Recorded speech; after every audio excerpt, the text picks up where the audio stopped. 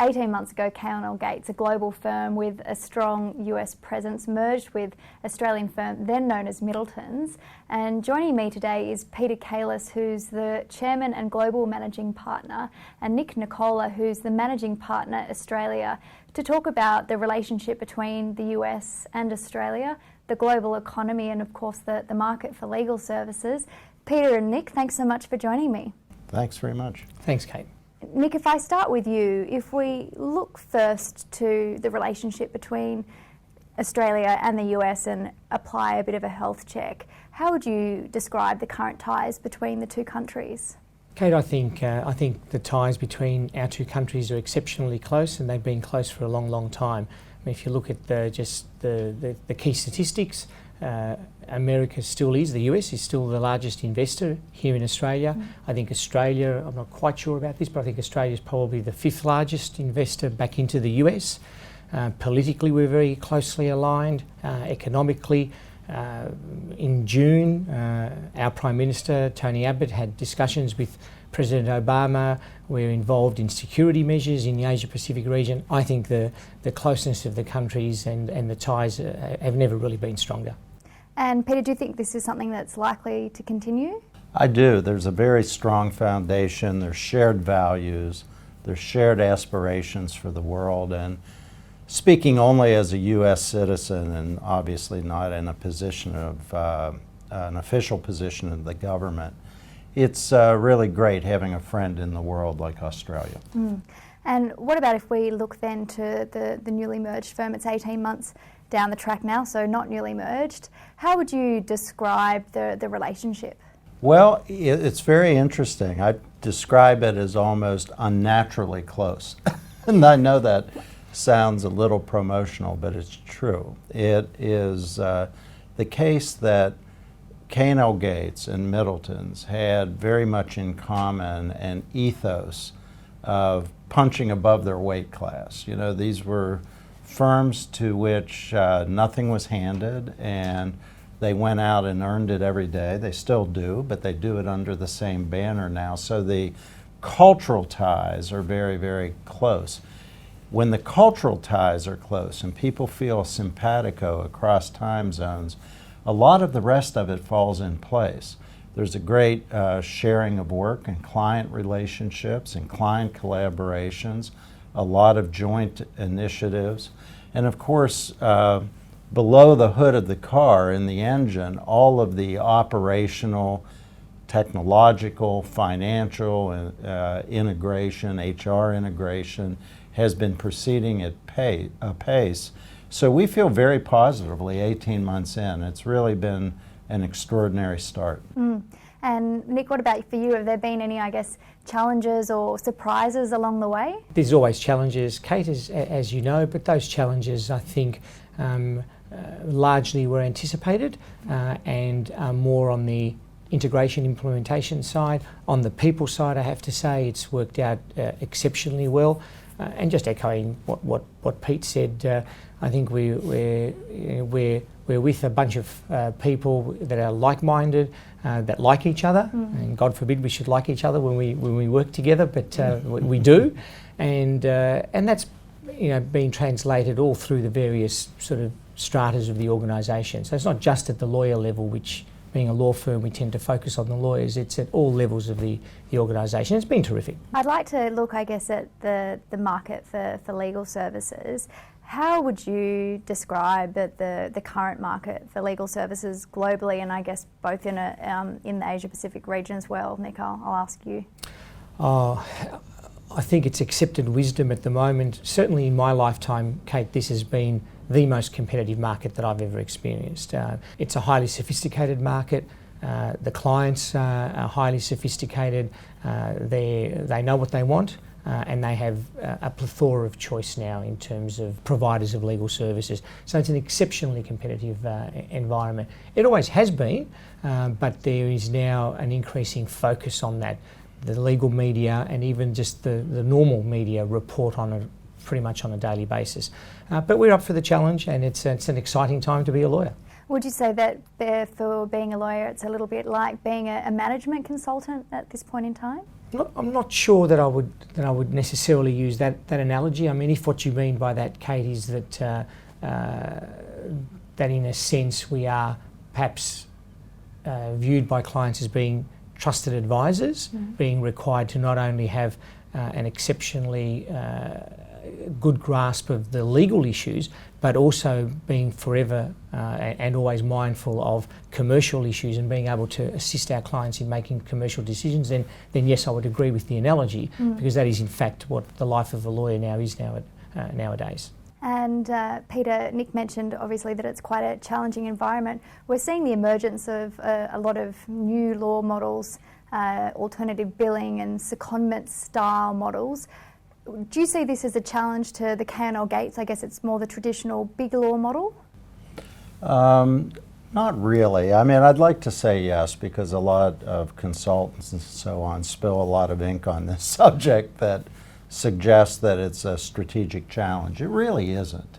When you look at K&L Gates and how we're positioned with the multiplicity of disciplines and jurisdictions, the global positioning, within a nation, the national positioning, key industry sectors, and so on, you would see that we have a continual inflow of highly complex engagements from clients arising from forces like globalization, the regulation of private markets by governments around the world, oftentimes in quite inconsistent ways, by the challenges of innovation, the creation and protection of intellectual property.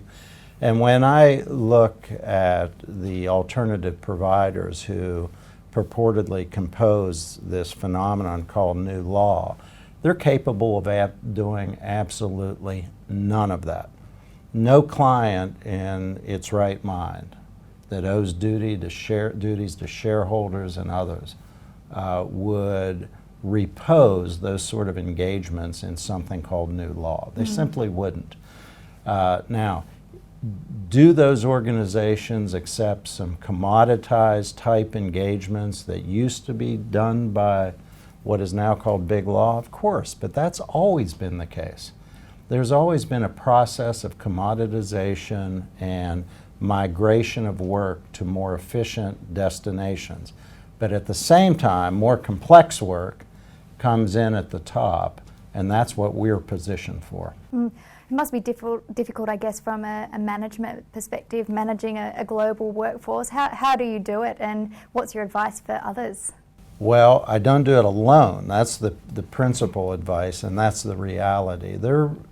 We are in 17 nations. We're in on 5 continents. And there really isn't a one-size-fits-all approach to HR. We have to be adaptive to local mores, local traditions, obviously local legal and regulatory requirements, and but at the same time, we have an overarching principle that we're no better and we're no worse than the people who compose us. So we have to have this unerring focus on our people. And here in Australia, but elsewhere throughout our platform, we have extraordinarily capable people in human relations functions that keep us at the cutting edge, and that's where we want to be. Yeah. Nick, I wanted to get your view on the economy, both globally and I guess also here in the Asia Pacific. Gee, that's a fairly wide question, isn't it, Kate? I think it's probably well accepted that 2008 was a bit of a watershed moment in all of our lives around the world. I'm not sure that I'm prepared to say that the global financial crisis is dead and buried and we've moved on from that. I think the remnants, we're still feeling those consequences. And I think that's the case globally. I mean, different economies are responding in different ways to that. I personally believe that that our region, in particular Australia, but also our region is well placed. Yes, it has its challenges and will continue to have challenges for some time to come, but I actually am reasonably confident, not quite bullish, but reasonably confident about the economic outlook for Australia in particular and the Asia Pacific region. That's my view. I don't have any scientific basis for that, but that's the sense that I get. There's a lot in the media which sometimes I wonder whether they're headlines designed to sell papers as opposed to a rigorous analysis of all of the underlying issues. But look, I think we are well placed in this part of the world to continue to do well. Peter, what about the US? K&L Gates has a very strong stance about not carrying debt and being very transparent with its financials. What's your feeling on the current debt situation in the United States? I think it's terrible. I really do.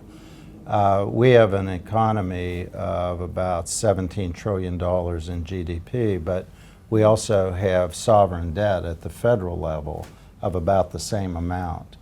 That actually understates the burden because we also, in the realm of sovereign debt, we have debt at the state level and we have debt at municipal levels. We are saved by the fact, I think, that the dollar, the US dollar, is the reserve currency in the world, and that the US economy is viewed as sort of a bedrock economy, and in troubled times, of which we have no shortage now in this world, the US is viewed as somewhat of a refuge for investment dollars that might otherwise go elsewhere. But you're right, we are at K&L Gates, in our tiny little part of the world, we are debt adverse. There is, in fairness to all of the politicians, although being fair to them sometimes is a stretch, there is a difference between a law firm and a sovereign country. With law firms, and why we feel so strongly about a no debt position is, our assets are not patents, they're not factories. They go down the elevator every day, the lift every day. They're going to come back the next day up somebody's elevator, but we don't know whether it'll be ours. That's the nature of the current market for legal talent. It migrates, it's mobile. And overlaying that situation with substantial term bank debt has always seemed to us to be putting the organization at risk. Because essentially you have to be able to predict both future revenues to tend to that debt, which is hard enough, but also future volcanic events, what the literature calls black swan events, which by definition are unpredictable, and the GFC is a great example. So we're not smart enough to make those predictions, so we stay out of debt. With countries, they have a benefit. The United States has a printing press in the basement where it can just churn out dollars, and they don't have to worry about their assets leaving, So there is a major difference, but I just want to be honest with you. I find the whole debt situation in the United States repulsive. Well, Nick, we're hearing a lot of talk also in Australia about our current debt situation and tough budgets. Do you think we're on track to solve that? I'm not sure that I can say necessarily that we're on track. I think what the current federal government is trying to do is probably on the right track.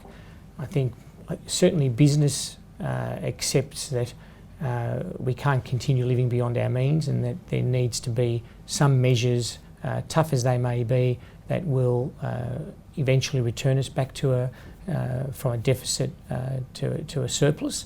But I tend to think that maybe even the general community has that understanding and probably has that acceptance as well. I think the issue is that there's a lot of debate quite properly and quite appropriately about where those cuts should be. So that's really the difficulty. It's finding that right balance. I think the business community and the community at large probably accepts that there does need to be some tough measures, but the question is, where do you make those cuts? And given that there will be elements of society that will be somewhat disadvantaged, where should that burden fall overall? That, I think, is the legitimate debate.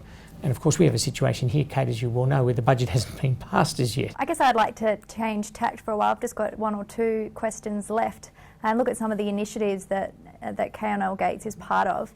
Nick, K&L Gates was the first signatory to the Tristan Jepson Memorial Foundation. Yes.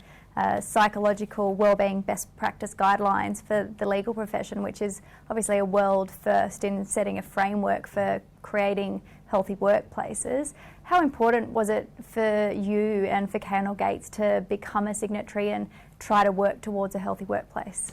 Oh, Kate, look, for us that was tremendously important. You'd be well aware that of all the professions, the legal profession ranks extreme, depending on how you view it, it ranks very, very low on the score of an environment where people do get anxious, where there is a lot of depression, a lot of anxiety and stress-related illnesses, and we have had, as you know, unfortunately,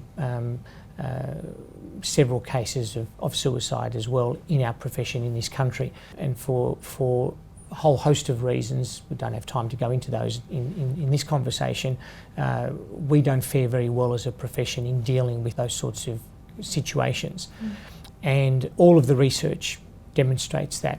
So for us, we are a people business. So our assets, as Pete mentioned a moment ago, I mean, I don't like talking about them as assets, but it's the people. It's what makes our organisation, what makes any professional services firm and law firms.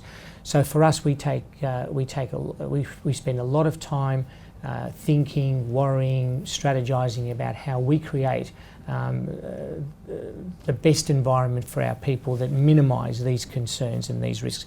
And these guidelines that you referred to, they are just guidelines, so they're not prescriptive, but I think they're a great. It's a great initiative. It's something that we can strive to work towards as we continue to try to build a culture in the workplace that is supportive of all of our people as much as possible. Yeah, certainly. Another great initiative is the Global Day of Service that K&L Gates has started. What, I guess, inspired firstly the idea, and what's been the buy-in from the global leadership and staff alike? Well, this is a really extraordinary development that the senior management of the firm can claim no credit for.